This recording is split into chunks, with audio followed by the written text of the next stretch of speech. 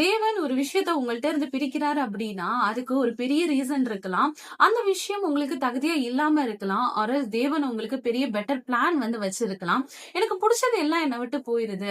எங்க போனாலும் ஒரு ஏமாற்றமா இருக்கு. என்ன லைஃப் இது அப்படின்னு சொல்லி ரொம்ப மனசு நொந்து போன நிலைமையிலயும், தனித்து விடப்பட்ட சூழ்நிலையிலயும் இருக்கிற மாரி தோணலாம். ஆனா இந்த தனிமையின் பாதை தான் நீங்க ஆண்டவர் கூட இன்னும் க்ளோஸ் ரிலேஷன்ஷிப் குள்ள வர செய்யும். தேவன் வந்து நொறுங்குண்ட இருதயம் உள்ளவர்களுக்கு தான் மிகவும் சமீபமா இருக்கிறாரு. இந்த மாரி சூழ்நிலையில இருக்கும்போது தான் தேவனோட வாய்ஸ நம்மளால ரொம்ப கிளியரா கேட்க முடியும்.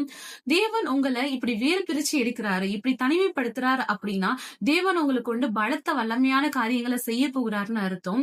இந்த பொண்ணா, இந்த பையனா அப்படின்னு சொல்லி எல்லாரும் ஆச்சரியப்படுற விதத்துல தேவன் உங்கள கொண்டு மகிமையா வெளிப்பட போகிறாருன்னு அர்த்தம். இந்த மாரி சூழ்நிலையில இப்ப யாராவது இருப்பீங்கன்னா, சோர்ந்து போகாதீங்க, கவலைப்படாதீங்க. முழங்கால் படியிட்டு ஜெபத்துல ஆண்டவர்ட்ட கேளுங்க. என்ன கொண்டு என்ன ஏசப்பா திட்டம் வச்சிருக்கீங்க? என் வாழ்க்கையில எதுக்கு இந்த மாரி காரியங்கள்லாம் அனுமதிக்கிறீங்கன்னு சொல்லி நீங்க ஆண்டவர்ட்ட கேட்கும்போது, உங்களுக்கு ஏற்ற பதில அவரு குடுப்பாரு. தானியேல் சிங்க குகையில இருக்கும்போது, தாவீது கோலியாத்தை எதிர்க்கும் போதும், யோசேப்பு தன் சொந்த சகோதரர்களாலேயே தள்ளிவிடப்பட்ட நிலைமையில இருக்கும்போதும், தேவன் அவர்கள வல்லமையாக பயன்படுத்தி அவர்கள் மூலமா தேவன் வெளிப்பட்டார்ல.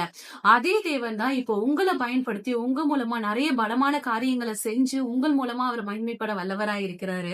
அதனால இப்ப உண்மையோட முழங்கால் படியிட்டு ஆண்டவர நீங்க தேடும்போது, உங்களை கொண்டு கர்த்தர் பெரிய காரியத்த செஞ்சு மகிமைப்பட வல்லவரா இருக்கிறார்.